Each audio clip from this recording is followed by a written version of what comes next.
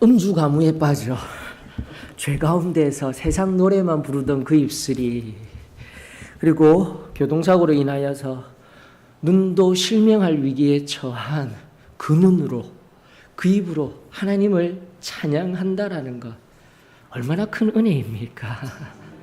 다시 한 번 더 그 입술의 찬양 하나님께서 기쁘게 받으시고, 또다시 우리 마음 가운데 하나님의 평안한 은혜가 흐르게 하여 주시는 이 시간 하나님께 감사를 드립니다.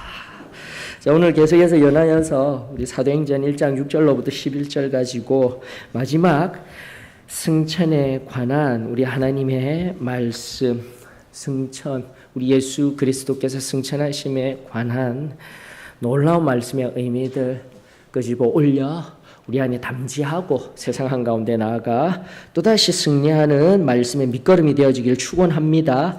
사도행전 1장 6절로부터 11절 우리 목소리로 한 번 더 봉독해 보십시다. 교독하십니다. 그들이 모였을 때에 예수께 여쭈어 이르되 주께서 이스라엘 나라를 회복하심이 이때이니까 하니,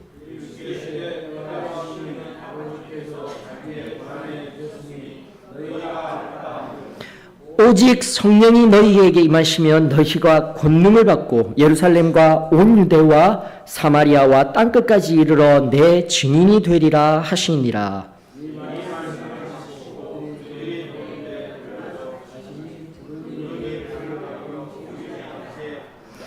올라가실 때에 제자들이 자세히 하늘을 쳐다보고 있는데 흰옷 입은 두 사람이 그들 곁에 서서 갈릴리 사람들아 어찌하여 서서 하늘을 쳐다보느냐. 너희 가운데서 하늘로 올려지신 이 예수는 하늘로 가심을 본 그대로 오시리라 하였느니라. 아멘. 자, 민족의 대명절 추석 또는 한가위를 앞에 두고 우리 서로에게 권면하며 축복하는 한마디 아시죠? 더도 말고 덜도 말고 한가위만 같아라. 예, 가장 밝은 달이 휘황청 뜨게 되는 이 한가위 날, 여러분들 이 복된 말과 같이 우리의 영혼에, 우리의 삶에 충만한 하나님의 은혜가 더도 말고 덜도 말고 한가위와 같이 임하여지기를 축원합니다.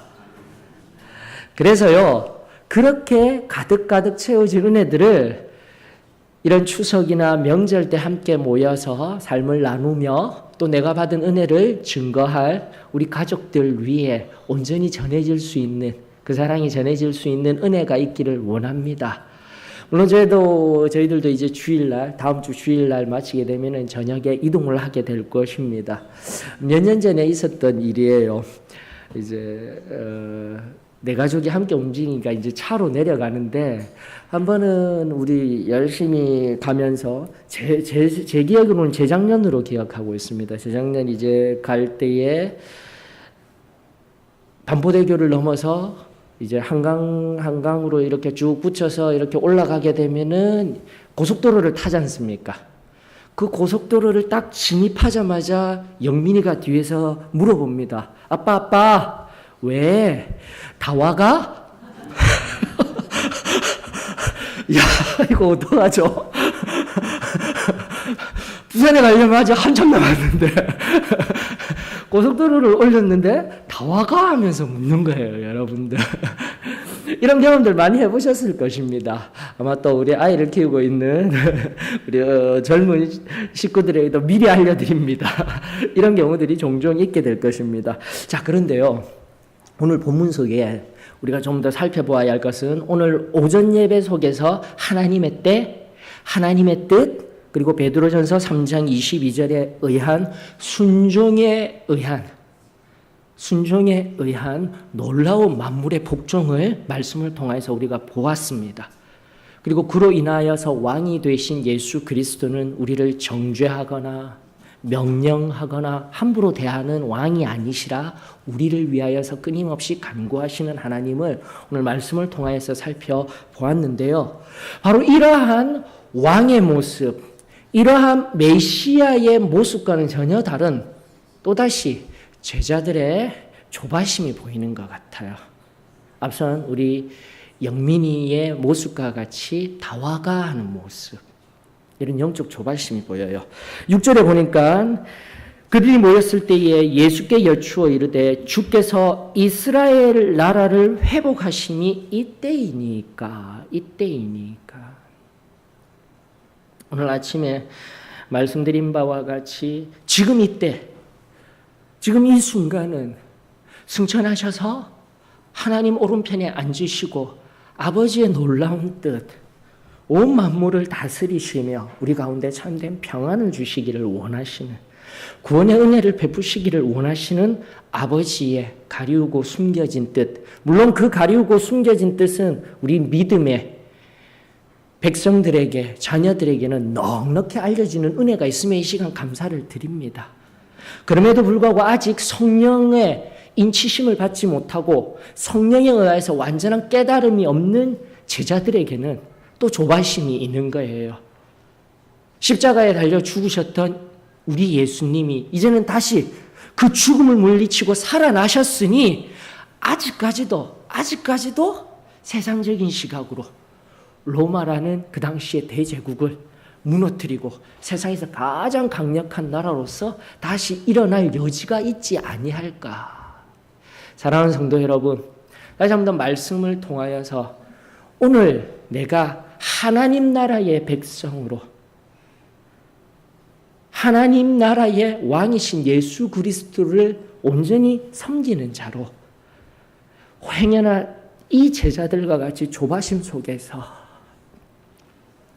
세상의 시각으로, 세상이 주는 만족함으로 살아가고 있지는 아니한지 또다시 우리를 점검하며 하나님 앞에서 내 마음을 내어드리며 하나님 나라의 뜻이 이루어지며 하늘 아버지의 뜻이 이루어지며 왕이신 예수 그리스도의 뜻대로 성령 하나님 나를 붙들어 주시옵소서.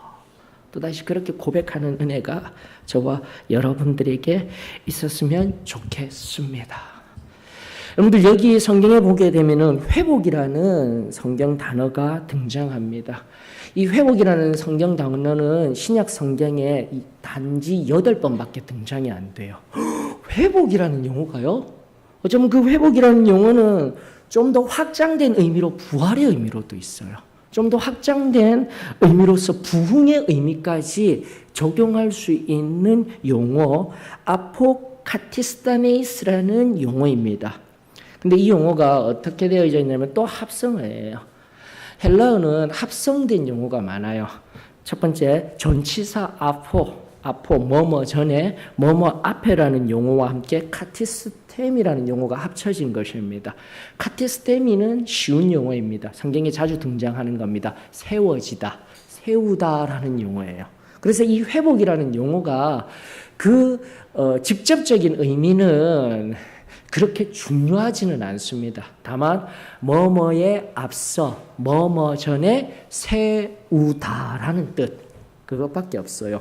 자, 그런데요, 앞서도 말씀드린 바와 같이 신약 성경에 총 8번이 나오는 용어인데 이 용어가 사용된 용례가 중요한 거예요. 용례가 중요한 거예요.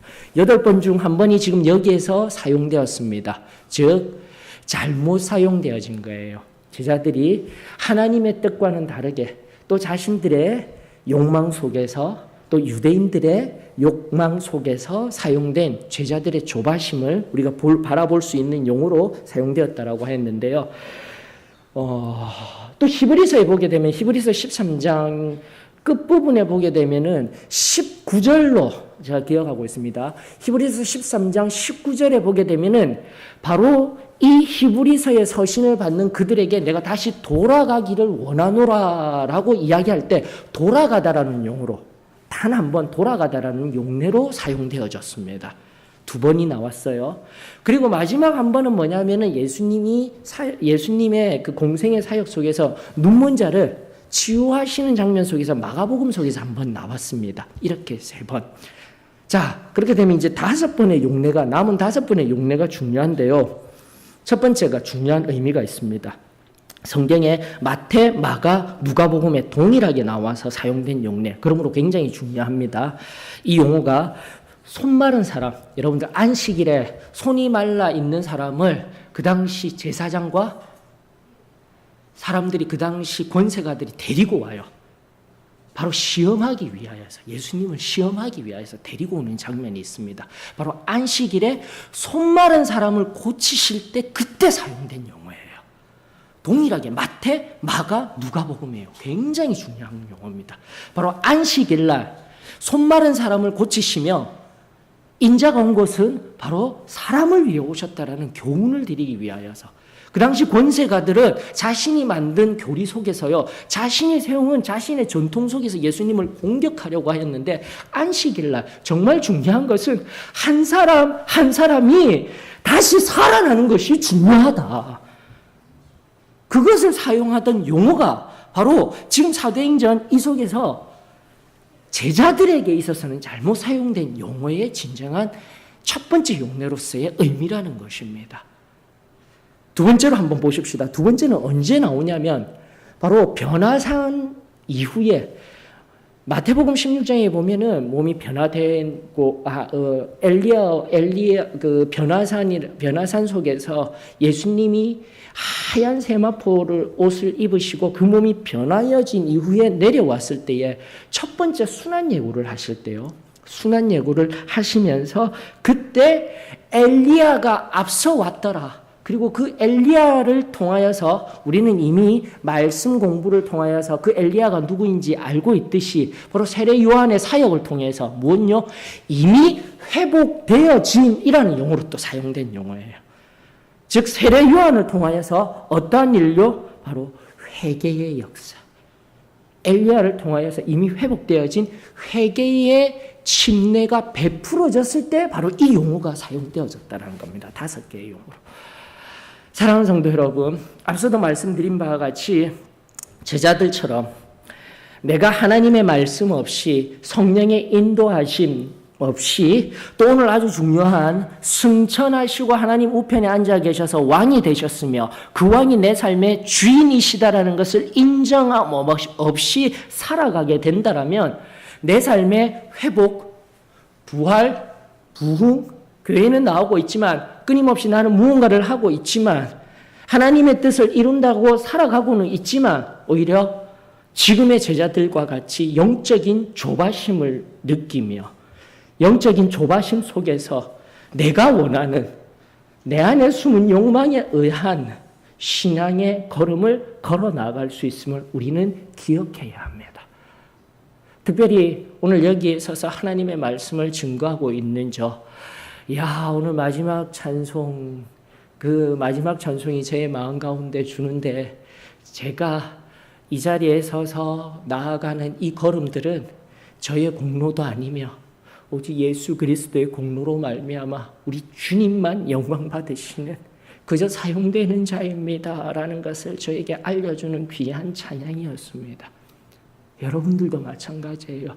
다시 한 번 더 우리 삶 속에 참된 회복, 부활, 부흥의 놀라운 역사는 우리 한 사람 한 사람이 하나님 앞에 손 마른 사람이 치유되어지듯 이 주의 날 온전히 회복되어져서 세상에 나아가 사도행전이 왜 이토록 처음부터 한마디 한마디 왜 이토록 전하는 사역에 초점을 맞추고 있는지 용어 한마디 한마디가 누가복음 마지막에 의하여서 예수님의 고난 이후 부활, 오늘 승천까지 이 모든 성경의 말씀들을 종합하여서 살펴보게 될 때 결국은 내가 먼저 은혜 받아서 무엇하라고요? 끊임없이 전하여야 합니다.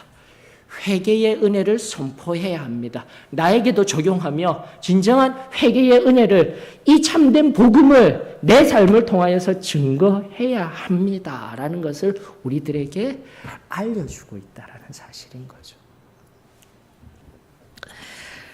다시 한 번 더 우리 삶에 저는 영적 여정의 조바심이라는 용어로 이 6절의 제자들의 모습을 표현하였지만 어쩌면 나는 지금도 오늘 아침에도 우리 대표 기도자의 그 기도와 같이 지금 곳곳마다 비어진 빈자리를 바라보면서 누군가는 아파하며 누군가는 또 그것을 바라보며 기도하며 애를 쓰고자 하지만 누군가는 자리가 비워져 있든지 없든지 나와는 상관이 없사오니 내가 하나님의 자녀임에도 그렇게 살아가고 있다라면 그리고 내 마음속에 지금 교회에 나와 왔다 갔다 하는 신앙으로 또다시 내 삶에 아무 문제 없이 나의 건강, 가족의 건강, 세상적인 물질의 많음, 성공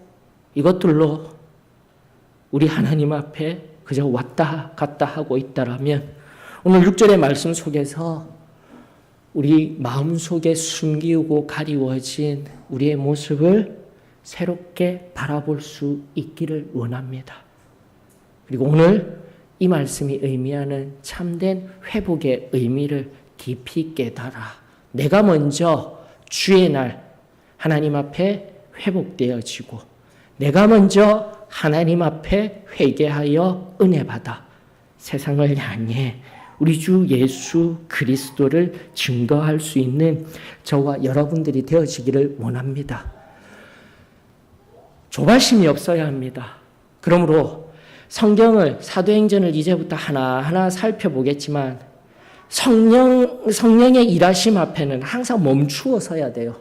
내가 무언가를 일을 하려 하든지 내 안에 숨은 욕망을 가지고 내가 앞서 나아가려고 할 때 항상 문제가 생기는 것을 우리는 사도행전을 통해서 발견하게 될 것입니다. 바로 그리할 때에 우리에게 참으로 필요한 것은 성령의 일하심을 기대하며 나아가기를 원하는 위대한 성령의 덕목은 기다림입니다.